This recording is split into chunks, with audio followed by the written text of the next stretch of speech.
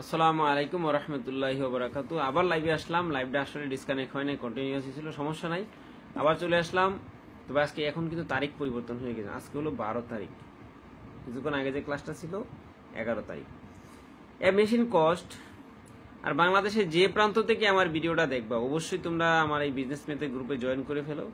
Class করলে ইনশাল্লাহ তোমার ভালো রেজাল্ট অবশ্যই আসবে। বারবার পরীক্ষা না দিয়ে, বারবার ফর্ম ফিল আপ না করে একবার আমাকে কিছু একটা টাকা দিয়ে তুমি ক্লাসটা করে ফেলো, যাদের আগ্রহ আছে। এটা তো 2 মিনিটের কোনো নাটক সিনেমা না, 2 মিনিট দেখলে ভালো লাগবে, একটু কষ্ট লাগবে, সময় নিয়ে দেখতে হবে। শুরু করি আমার পড়াশোনা। যাদের আগ্রহ তারাই শুধু আসবে, মানুষকে বেশি বলার কোনো মানেই হয় না। A machine cost of the company 80,000 টাকা and it's effective life 25 years.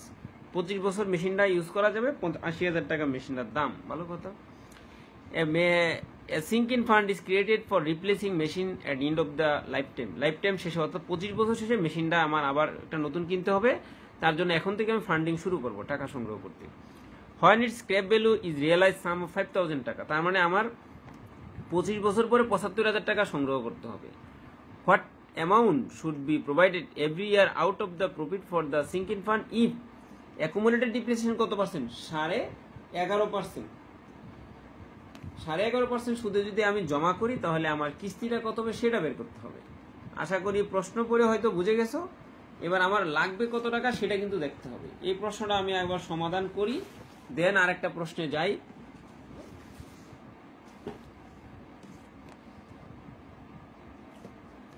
এটা সমাধান করি, দেন আলোচনা করি।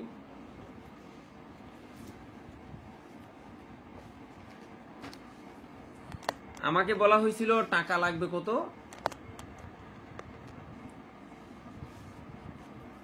17 নম্বর অঙ্ক। আমরা জানি আমার কিস্তি বের করতে হবে। কি বের করতে হবে? কিস্তি বের করতে হবে। আমরা জানি প্রেজেন্ট ভ্যালু টাকাটা লাগবে কবে? ভবিষ্যতে লাগবে। কবে লাগবে? ভবিষ্যতে। তাহলে ফিউচার ভ্যালু অ্যানুইটি সূত্র হবে এ ডিভাইডেড আই হবে ইন্টু 1 প্লাস আই হবে, পাওয়ার কত? এন হবে, মাইনাস হবে 1। হিয়ার দিয়ে আমি একটু লিখে দিতে পারি যে আমার ভবিষ্যতে যে লাগবে ফিউচার ভ্যালু অ্যানুইটি যে টাকাটা লাগবে সেটা কত টাকা? Cost of machine. একটু ডিটেল লিখলেও হয়। কস্ট অফ মেশিন, মেশিনের দাম কত সেটার উপর cost of machine minus SB মানে সেলভেজ ভ্যালু। মেশিনের দাম কত? 80,000 টাকা। আর সেলভেজ ভ্যালু কত? 5,000 টাকা। আমার দাম দাঁড়ালো কত? 75,000 টাকা হলো সেলভেজ ভ্যালু টাকা। আর এন কত বছর? 25 ইয়ার্স। এন কত বছর? 25 ইয়ার্স। আয় কত পার্সেন্ট? 11.5%, অর্থাৎ 11.5%, মানে কত? 0.1150। বিষয়টা ক্লিয়ার? কিস্তিটা কত সেটাই শুধু আমার বের করতে হবে। এই কিস্তি বের করার অঙ্ক অনেকবার করানো হয়েছে। এবার প্রশ্ন হইতে পারে আমরা প্রেজেন্ট ভ্যালু না করে ফিউচার ভ্যালু কেন লিখলাম? আমার যে টাকাটা দেওয়া আছে এটা কিন্তু ভবিষ্যতের টাকা। ভবিষ্যতের টাকাটা 75,000 টাকা। এবার এটা তোমরা নিজেরা একটু হিসাব নিকাশ করবা। এই ধরনের কিস্তির অঙ্ক আগে করানো হয়েছে, আমি জাস্ট খালি একটু লিখে দিচ্ছি, নিজেরা সব কাজগুলা করে ফেলবা। এর মানটা যখন বের করে ফেলবা তোমার হিসাব নিকাশ কমপ্লিট। শূন্য তুমি দিলেও পারো, না দিলেও পারো। কত বছর? 25 বছর, -1। ক্লিয়ার? এবার একটু হিসাব আমি একটু সহজ করে দেই। এই 75,000-এর সাথে তুমি কি করে দাও? এটাকে গুণ করে দাও। এদিকে 1150, এদিকে এ থাকবে। সাইন্টিফিক ক্যালকুলেটর দিয়ে এই কাজটা 1150, পাওয়ার কত? 25 মাইনাস কত? 1। তারপরে এটা গুণ করবা, আর এদিকে এটার সাথে এটা পাওয়ারিং করে যা হয় সেই মানটা এই জায়গায় লিখবা গুণাকারে। দেন এইদিকে কি করবা? 75,000 টাকাকে কত পার্সেন্ট করতে হবে? 11.5%। 75,000 টাকাকে 11.5% করলে কত হয়? 0.115। 8,000 কত হলো? 8,625 টাকা। এটার কাজ করে এই জায়গায় লিখবা, এটা দ্বারা ভাগ করলে তোমার কিস্তিটা চলে আসবে। কিস্তির পরিমাণটা অবশ্যই আমি একটু বলেও দিতে পারি, তোমাদের সমস্যা নাই। কিস্তির পরিমাণ দেখবা আসবে অবশ্যই কত টাকা? 600 সামথিং আসবে। হ্যাঁ, ফলাফল বের করা আছে। ওই 4টা ডিজিট ইউজ করবো। কয়টা ডিজিট? 4টা ডিজিট মিনিমাম ইউজ করবা। 608-9 টাকা বা যাই কিছু আসুক, 7-8 টাকা আসতে পারে। কিস্তিটা লামসাম এমন হবে, এই মানটা এই জায়গায় নিজেদের কাছে কিছু কাজ দিতে হবে। সবগুলো আমি করে দিলে তো তোমরা কি করবা। এবার আসি 18 নম্বর অঙ্ক। মনে হয় একদিনে শেষ করা যাবে না, আরেকটা ক্লাস হয়তো এই অধ্যায়ের উপর করতে হবে, তারপরে আশা করি আর সমস্যা কারো থাকবে না, থাকার কথাও না। অন 1 জানুয়ারি 2014 সাল এ পারসন পারচেজের ডেফার্ড অ্যানুইটি কত? ডেফার্ড অ্যানুইটি 3000 টাকা ফর 20 ইয়ার্স এট কত?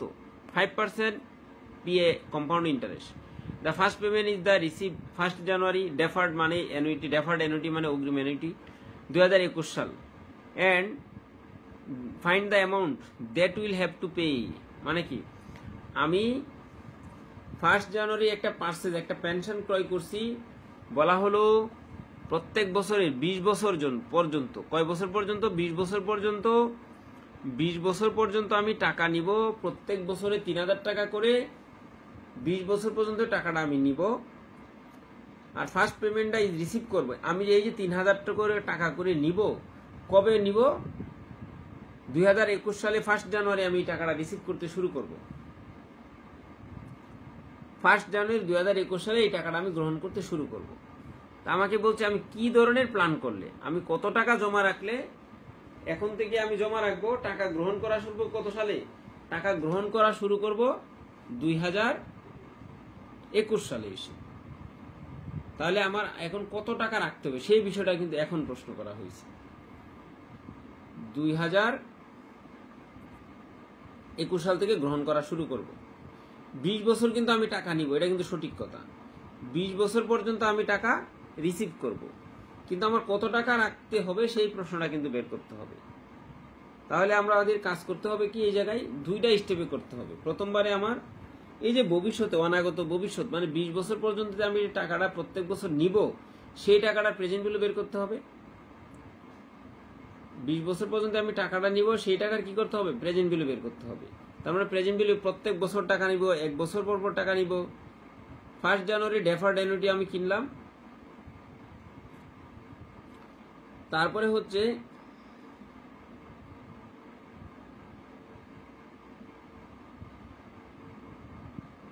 3 বছর, 20 বছর পর্যন্ত টাকাটা যে আমি গ্রহণ করব, সেই টাকাটা প্রেজেন্ট ভ্যালু বের করলাম। আর আমার তো টাকা রাখতে হবে।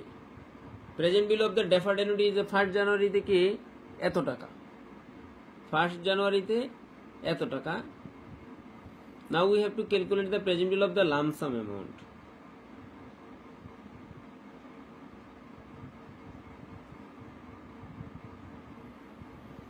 %5 সুদে কত টাকা সেটা বের করতে হবে।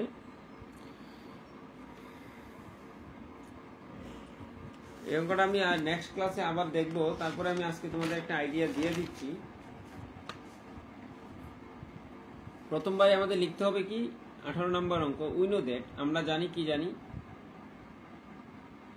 আমি কি করব? 20 বছর পর্যন্ত টাকা গ্রহণ করব। কত টাকা করে গ্রহণ করব?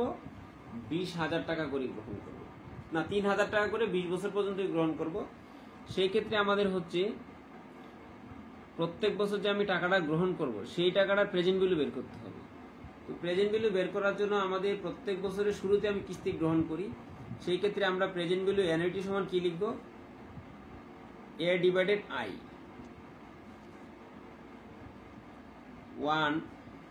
1 প্লাস I পাওয়ার হলো n ইন্টু 1 প্লাস কি হবে? I হবে, যেহেতু ডেফার্ড অ্যানুইটি শুরুতে, কিন্তু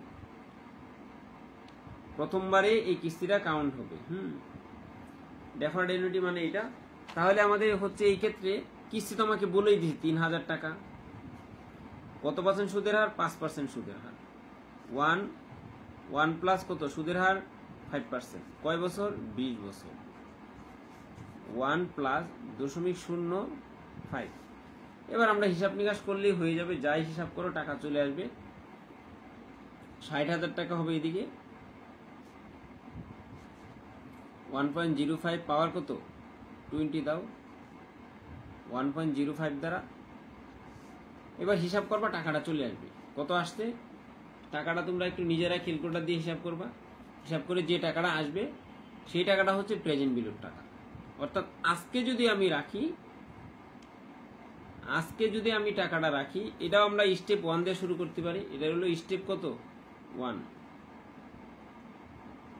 এটারও 2টা স্টেপ লাগবে।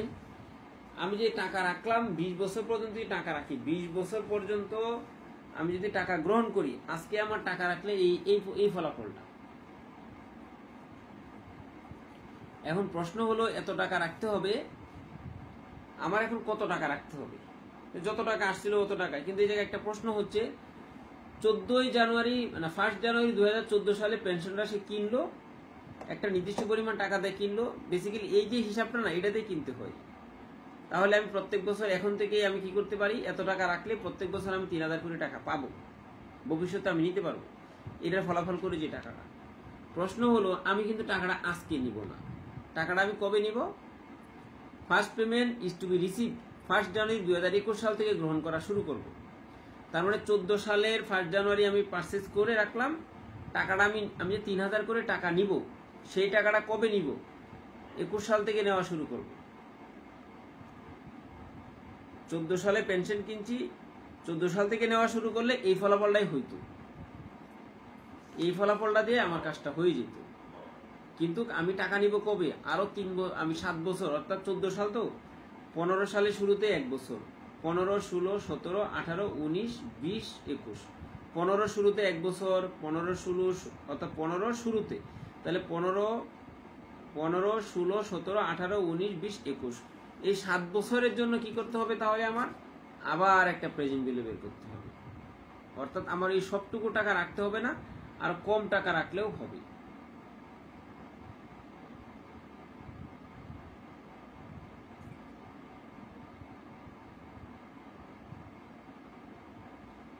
স্টেপ 2 আবার আমাদের কি করতে হবে? স্টেপ 2 তে প্রেজেন্ট ভ্যালু বের করতে হবে। সেই প্রেজেন্ট ভ্যালুটা হবে লামসামের প্রেজেন্ট ভ্যালু। কত টাকা, যত টাকায় রাখতে হোক, সেটাকে আমরা কি সূত্র বসাবো?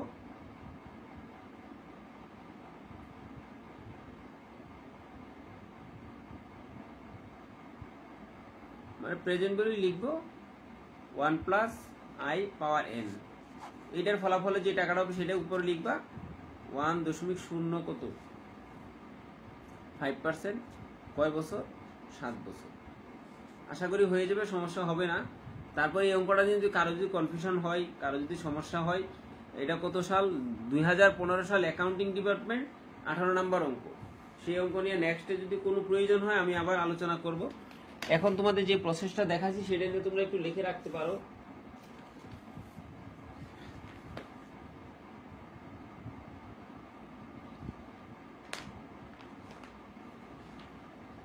বুঝতে চেষ্টা করো এবং লিখতে থাকো। 2015 সালের অঙ্ক, অ্যাকাউন্টিং ডিপার্টমেন্ট 2015 সাল।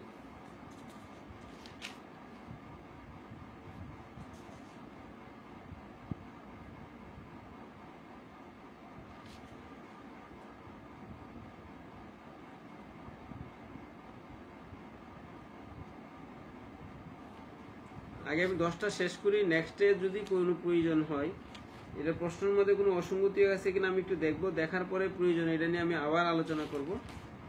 এখন আমি সামনের দিকে একটু আগাই। হ্যাঁ, পরবর্তী অঙ্কটা দেখো, এই ফরম্যাট অনুযায়ী করবো, আশা করি হয়ে যাবে। এবার চলে আসলাম 19 নম্বর অঙ্ক। 19 নম্বর অঙ্ক কি বললো একটু দেখে নেই। If compound interest 10%, what amount will be 50,000 for 5 years? Interest payable 4 times in a year. মানে কি? ইফ কম্পাউন্ড ইন্টারেস্টে 8, 5, 10%, হোয়াট অ্যামাউন্ট উইল বি 50,000 টাকা। কত টাকা? হোয়াট অ্যামাউন্ট উইল বি 50,000, কত টাকা 50,000 হবে 5 বছরে 10% সুদে, বছরে 4 বার সুদ কাউন্ট করা হবে। এটা কি বের করতে বলছে তাহলে বলো দেখি, বুঝতেছো কিনা? কত টাকা? 19 নম্বর অঙ্ক। 19 নম্বর অঙ্ক কি বলা ছিল? কত টাকায় 50,000 হবে? তা আমরা যা জানি, আমরা একটা সূত্র জানি না, সেই সূত্র কি জানি? ফিউচার ভ্যালু সমান present value into 1 plus IT to power n. আয়ের নিচে এম হবে, এটা আবার গুণ হবে এম, কারণ কি বছরে 4 বার সুদ গণনা করা হয়। ভবিষ্যতে টাকাটা কত? 50,000 বলেই দিছি। কত টাকা 50,000 হবে সেটা বলছে, প্রেজেন্ট ভ্যালু যে কত সেটা কিন্তু বলে নাই। 1 ডিভাইডেড সুদের হারটা কত বলছে? 10%। কয় বছর? বছরে কয়বার? 4 বার, 4 টাইমস মানে 4। কয় বছর? 5 বছর, কয়বার বছরে? 4 বার। এবার এই 50,000 প্রেজেন্ট ভ্যালু 1 প্লাস 0.25 কত বছর? 20 বছর। এবার তোমাদের কাজ হলো কি করা, প্রেজেন্ট ভ্যালুর সাথে প্রেজেন্ট ভ্যালু ওই মানটা কি হবে 1.025 20 হবে, এদিকে 50,000। হ্যাঁ, পরের যে লাইনটা হবে এই মানটাকে এই যে ক্যালকুলেশন করবা, এই ক্যালকুলেশন করে 50,000কে ভাগ করলে যেটা হবে অত টাকায় কি প্রেজেন্ট ভ্যালু, দ্যাট ইজ এই টাকাটা রাখলেই 5 বছর পরে 10% সুদে 50,000 টাকা হয়ে যাবে। এই মানটা দ্বারা ভাগ করলে হয়ে যাবে ফলাফলটা হবে নিয়ারেস্ট 30,000-এর কাছাকাছি, আমি বলে দিলাম। এবার আরেকটা অঙ্ক চলে আসলাম 14 নাম্বার, 20 নাম্বারই অঙ্ক, কিন্তু 14 সালে অঙ্কটা আসছে। সেই অঙ্কটা হলো a father wants to accumulate 25,000 টাকা for his sons education. The son will admit into a college after 15 years from now. এখন থেকে 15 বছর পরে সে কলেজে ভর্তি হবে। কত বছর পরে? 15 বছর পরে।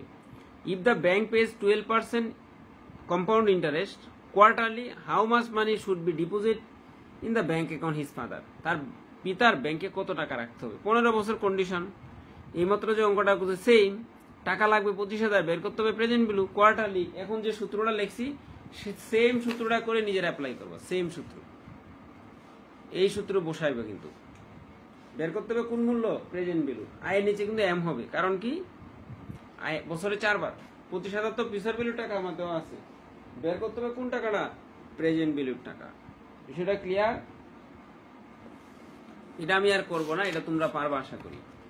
এবার চলে আসলাম 21 নম্বর অঙ্ক। সেই 21 নম্বর অঙ্কে কি বললো একটু দেখে নেই আবার, যে cost of the factory building 3 lakh টাকা, if rate of the depreciation 3% and present valuation of কত 60,000 টাকা, present valuation of the 60,000, how many years ago building was establish. বিষয়টা বুঝছো কিনা, প্রশ্নটা বুঝছো কিনা? আগে বলা হলো 3 লাখ টাকার মেশিন এখন 60,000 টাকা হয়ে গেল।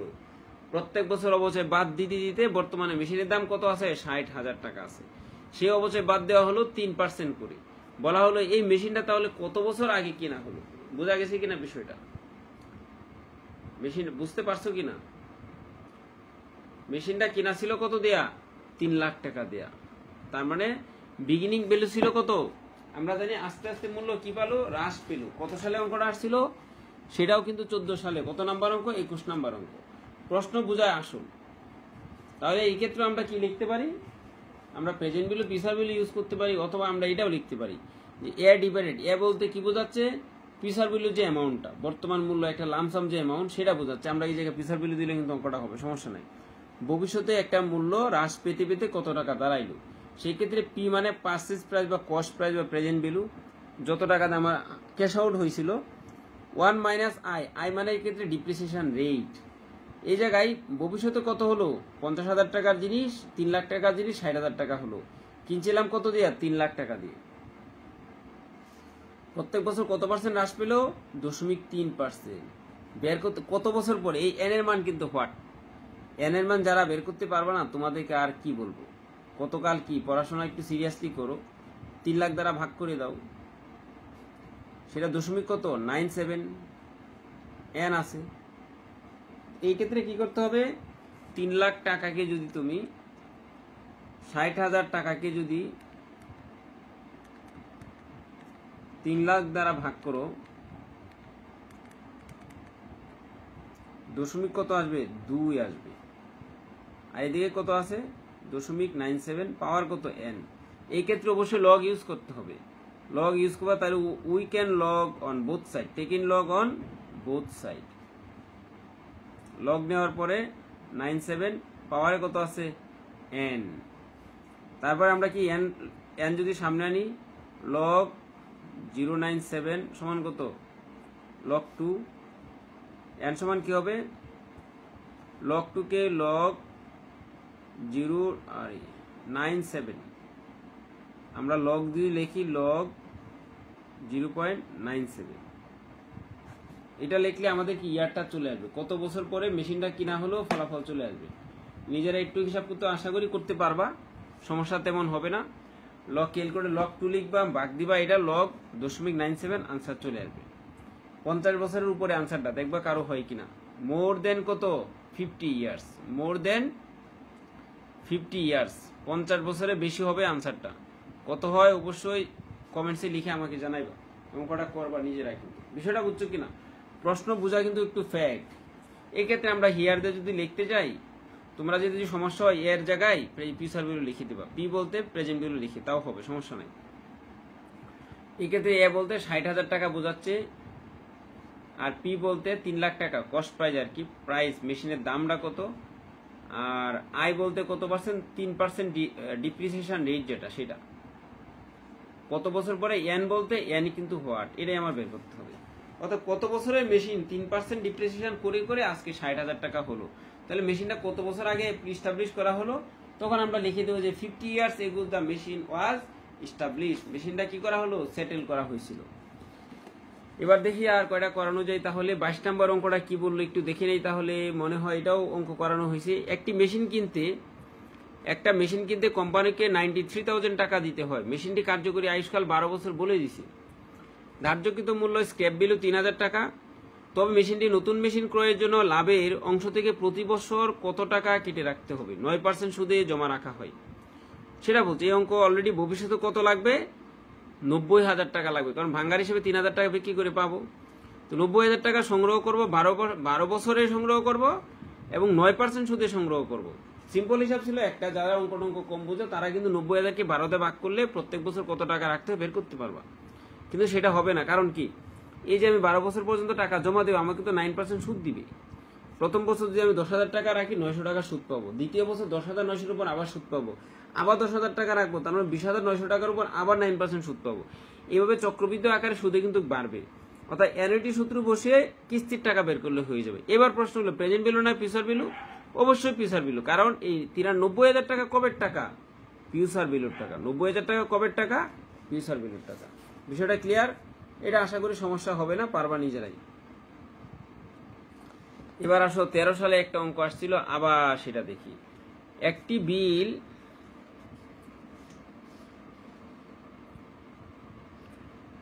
বিল মেয়াদ পূর্তির 72 ডেজ মনে হবে, লিখতে প্রশ্নটা পুরোপুরি হয়তো আসে নাই।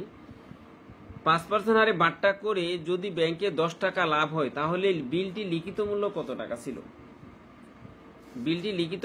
টাকা ছিল, সেই প্রশ্ন কিন্তু আমাদের করা হলো। 73 দিন পূর্বেই মনে হয় 5% বাট্টা করলেই ব্যাংকের 10 টাকা লাভ হলো, তো লিখিত মূল্যটা কত ছিল। আমরা জানি টিডি সমান কি, ট্রু ডিসকাউন্ট। সেই ক্ষেত্রে কি করা হয়, PIN 100 টাকায় 5 টাকা ধরি, পি সমান 100 টাকা ধরে নিলাম, পি 100 টাকা, সুদের হার 5%, এন বলতে কি বছর, 365 দিনের কত, 73 দিন, তার মানে 1/5 ইয়ার্স। সেই ক্ষেত্রে প্রকৃত বাট্টা কত আসলো, 1 টাকা। বিলের মূল্য প্রিন্সিপাল অ্যামাউন্ট প্লাস টিডি 101 টাকা। সো বিডি সমান ব্যাংকার ডিসকাউন্ট সমান কি, AIN, ভবিষ্যতে মূল্য 101 টাকা, সেটার উপর কি 5% এবং 1 পয়েন্ট কত,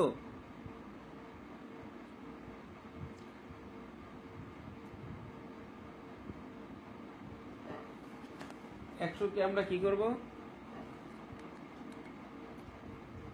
ওই ইয়ারটা তো কত 1.5 ইয়ার্স না, সেই জন্য এই জায়গায় 1.5 ইয়ার্স আসছে, যেহেতু ইয়ারটা তো ভগ্নাংশ আকারে আছে। সো আমরা কি লিখতে পারি, ব্যাংকার গেইন, ব্যাংকার ডিসকাউন্ট থেকে টুডে ডিসকাউন্ট বাদ দিলে কি হয়, ব্যাংকার গেইন হয়। গেইনটা কত টাকা ছিল, 10 টাকা ছিল, তাহলে আমরা বলতে পারি ব্যাংকার গেইন কত, এই টাকা থেকে 1 টাকা বাদ দিলে কি হবে, ব্যাংকার গেইন হবে। প্রকৃত বাট্টা যেহেতু 1 টাকা ছিল, তাহলে এই টাকা থেকে এই টাকা বাদ দিলে এই পয়সা আসবে।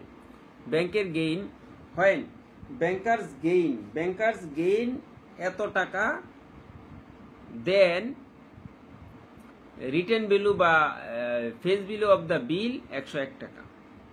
1 টাকা হলে আরো কম হবে, 10 টাকা হলে বেশি হবে, অর্থাৎ 1,01,000 টাকা। অঙ্কটা একটু গুরুত্ব সহকারে সবাই একটু লিখবা। সবগুলা ইংলিশ কিন্তু লেখা আছে, বাংলার কোনো প্রয়োজন নাই। এই জায়গাটার মধ্যে আমি একটু বাংলাটা একটু লিখেই দিই, সমস্যা নাই। মার্ক ভ্যালু বা, তাহলে আমি সবার শেষের অংশটা একটু লিখে দিই। হয় যখন কি লিখতে পারি, ব্যাংকার্স গেইন,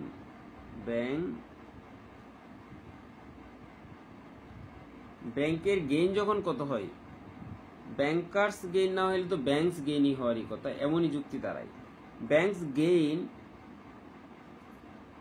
গেইন কত? 0.01 টাকা।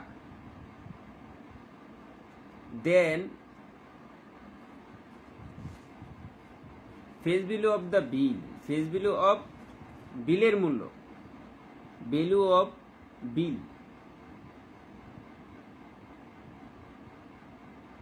বা রিটেন ভ্যালু বা ফেস ভ্যালু লিখতে পারি, mark value, face value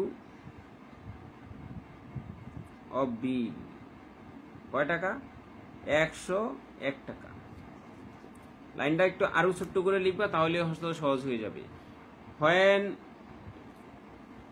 bankers gain 1 টাকা, then face value of the bill কত?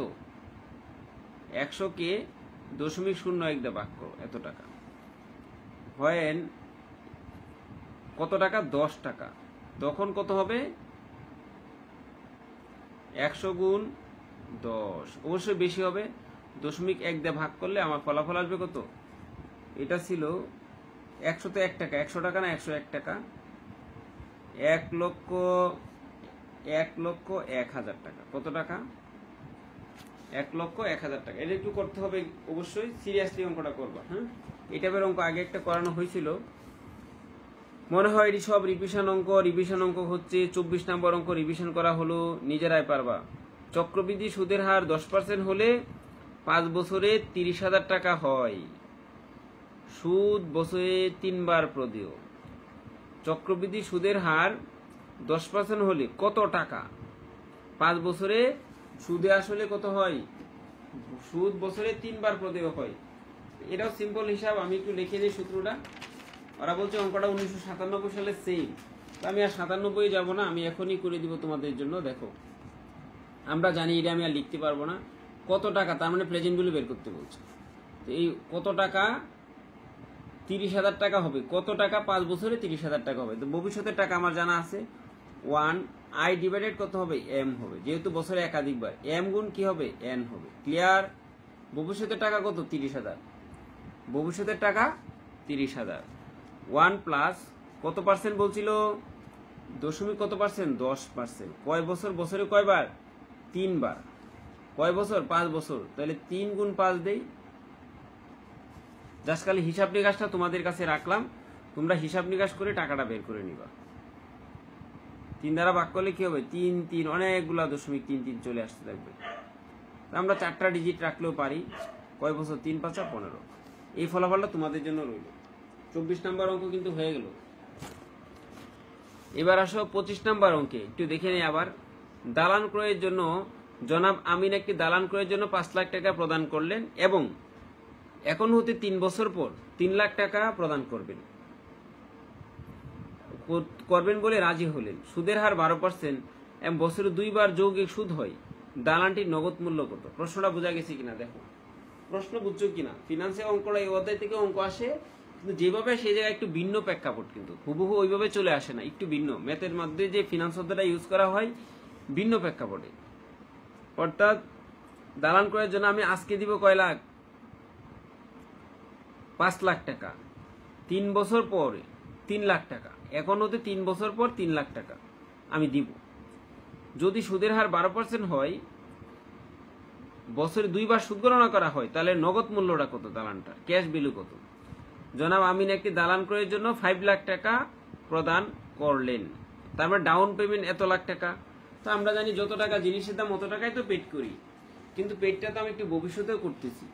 সেই ক্ষেত্রে আমাদের প্রেজেন্ট ভ্যালু বের করলে আমাদের কি হয়ে যাবে? আমাদের দালানের দামটা চলে আসবে। ভ্যালু অফ দ্য বিল্ডিং এর দাম কত হবে? ডাউন পেমেন্টের present PB of down payment, তাতে তো কোনো সমস্যা নাই। পিবি অফ ডাউন পেমেন্ট কত হবে? ডাউন পেমেন্ট যত টাকা পেমেন্ট করছি সেটাই, সিম্পল হিসাব নিকাশ। কয় লাখ টাকা? 5 লাখ টাকা। PB of down payment 5 lakh টাকা। এবার আসে পিবি অফ কি? পিবি অফ 3 বছর পরে কিন্তু আবার একটা টাকা দিছি। 3 বছর পরে আরেকটা টাকা দিছি। আবার কি লিখতে হবে? প্রেজেন্ট ভ্যালু সমান আবার লিখতে হবে কি? ভবিষ্যতে যে টাকাটা পরিশোধ করলাম সেই ক্ষেত্রে নাও দ্বারা আরেকটা কাজ করতে পারি, যে প্রেজেন্ট ভ্যালু সমান কি লিখতে পারি, future value 1 plus I power কত, বছরে আবার সুদ কয়বার হয়, 2বার হয়, তাহলে আয়ের নিচে একটা এম হবে, তারপরে কি হবে, এম গুণ এন হবে। বিষয়টা ক্লিয়ার? কয় লাখ টাকা দিব বলছিলাম, 3 লাখ টাকা দিব। কয় বছর পরে, এই যে দেখতেছি এখন সুদের হার কত বলছে, 12%। বছরে কয়বার, 2বার। কয় বছর, 3 বছর, তাহলে 2 গুণ 3 হবে। কিছু কাজ তোমাদের জন্য রাখছি, তোমরা অবশ্যই যারা সিরিয়াস তারা একটু অবশ্যই ক্যালকুলেটরটা ইউজ করতে শিখবা, তাহলে পরীক্ষার হলে তোমাদের জন্য সেটা উপকার হবে। 6, তাহলে 3 লাখ টাকাকে 1.06 পাওয়ার 6 করে ভাগ করলেই প্রেজেন্ট ভ্যালু চলে আসবে। তো সবার শেষে কি লিখবো, যে আমাদের প্রেজেন্ট ভ্যালু যখন আমরা এই যে cost of the value of the building, এই 5 লাখ টাকা আর এই প্রেজেন্ট ভ্যালু, দুইটা টাকা যোগ করলেই আমাদের কি হয়ে যাবে, বিল্ডিং এর দামটা পেয়ে যাব। So cost of the building বা value of the cash price of the building, নগদ মূল্য ক্যাশ, সুতরাং ক্যাশ প্রাইস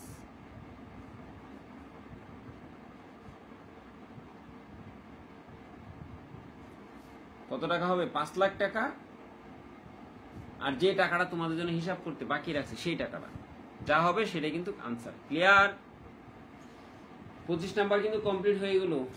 এবার চলে আসলাম 26 নাম্বার অঙ্কে। বার্ষিক শতকরা 6% সুদে কোন টাকা কত বছরে 3 গুণ হবে? সিম্পল হিসাব না? আমাকে বলছে কত বছর, যে কোনো টাকাই হোক, সেটাও আশা করি তোমরা পারবা। তাও আমি একটু হিন্টস দিয়েই দিই, যদি না পারো তাহলে আমরা জানি কি জানি, আমরা জানি ফিউচার ভ্যালু সমান কি হয়, present value into 1 plus I power কত, এন। তাই আমরা লেট যদি ধরে নেই, লেট পিবি সমান কয় টাকা, 100 টাকা, তাহলে ফিউচার ভ্যালুটা কত হবে, 100 গুণ কয় গুণ বলছে, 3 গুণ, তার মানে 300 টাকা।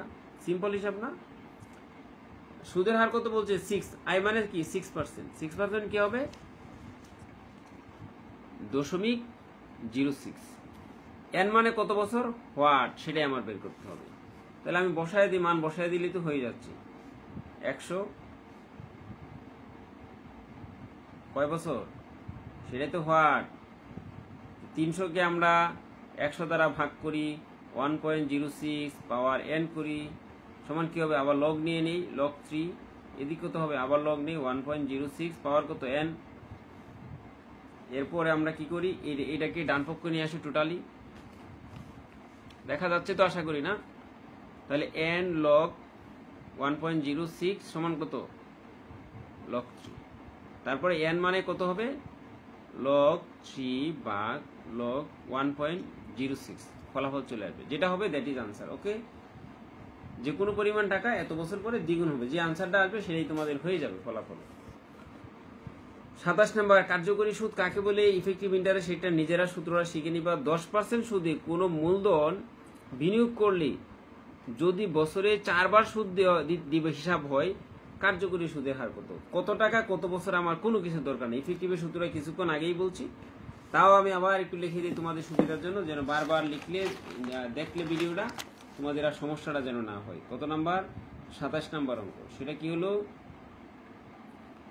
ইফেক্টিভ ইন্টারেস্ট রেট, কার্যকরী সুদের হারের সূত্র কি ছিল, মনে কি রাখতে পারছো, 1 প্লাস সিম্পল ইন্টারেস্ট, তার মানে সিম্পল ইন্টারেস্টকে এম দ্বারা ভাগ করো, এম দ্বারা পাওয়ারিং করো, -1 করো এবং 100% দিয়ে দাও।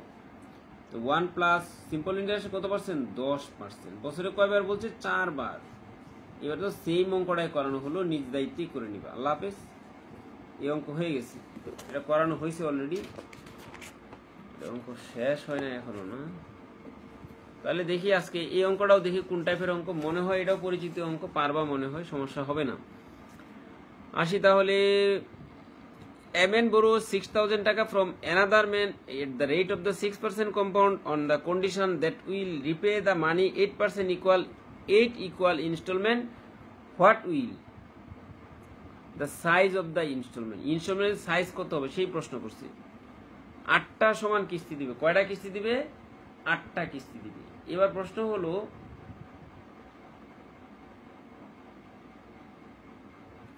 8টা কিস্তি দিবে, কিস্তিটা কিভাবে দিবে?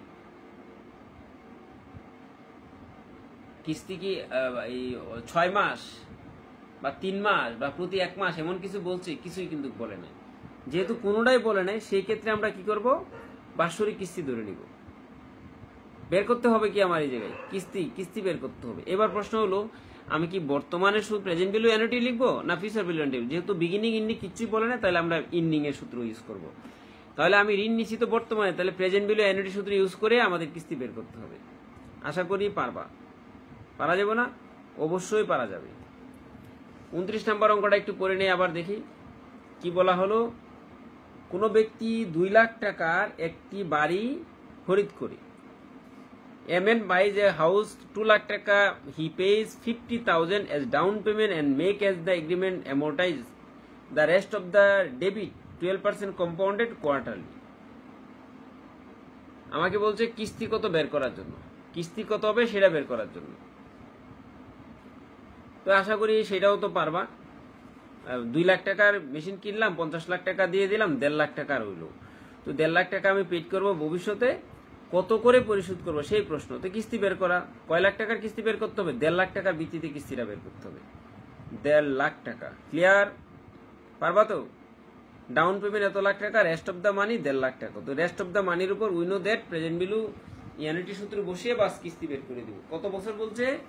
কিস্তি কয় বছর পরিশোধ? 10 বছর। প্রত্যেক বছর কত করে দিব? সিম্পল হিসাব, সুদের হার 12%। এম কি হবে? বছরে কয়টা কিস্তি বলছে তাহলে? মাসিক চক্রবৃদ্ধি, তাহলে 12 হবে। এম এর মান কত হবে? 12। এম ইকুয়াল কি? Number of instalment in a year. এক বছরে যতগুলা কিস্তি সেটার নামও কিন্তু এম। এম মানে মান্থলি না, কিন্তু মনে রাখতে হবে। ক্লিয়ার? আশা করি এটা নিজেরা পারবা। চক্রবৃদ্ধি সুদের হার বার্ষিক 7% হলে কোন নির্দিষ্ট আসল কত বছরে 4 গুণ হবে? কিছুক্ষণ আগে না 3 গুণ করালাম, এটা 4 গুণ বলছে, সমস্যা কি? সেম ক্যাটাগরি অঙ্ক করে নিবা নিজেরা। প্রকৃত সুদের হার কি সেটা তো নিজেরাই দেখছো, করে নিবা। ইফেক্টিভ ইন্টারেস্ট সূত্রটা তো বলাই আছে এই জায়গায়।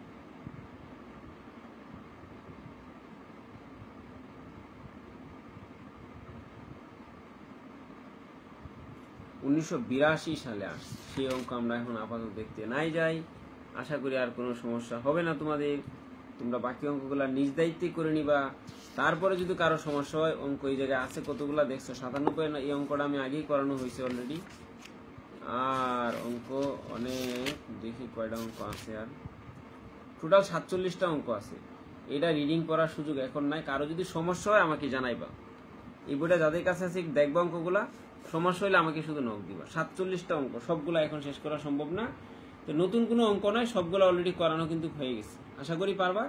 আজকের মতন রাখবো। যারা আমার এই অঙ্কটা দেখবো, অবশ্যই আমার ইউটিউব চ্যানেলে একটু সাবস্ক্রাইব করে রাখবা। ইউটিউব চ্যানেলে কি তোমার টাকা দিতে হবে?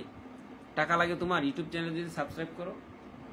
তুমি যদি কমার্স ব্যাকগ্রাউন্ডের স্টুডেন্ট হও, ব্যাংকে চাকরি করতে, যে কোনো জন্য করতে পারো। আমি সব ধরনের ভিডিও বানাই এবং দেখতে পারি। তোমাদের আত্মীয় স্বজন পরিচিত কেউ থাকলে অবশ্যই ম্যাথ কোর্সটা করতে বলো, A+ তুমি পাইবাই। কিন্তু আমি যা বলবো তা কিন্তু পড়তে হবে।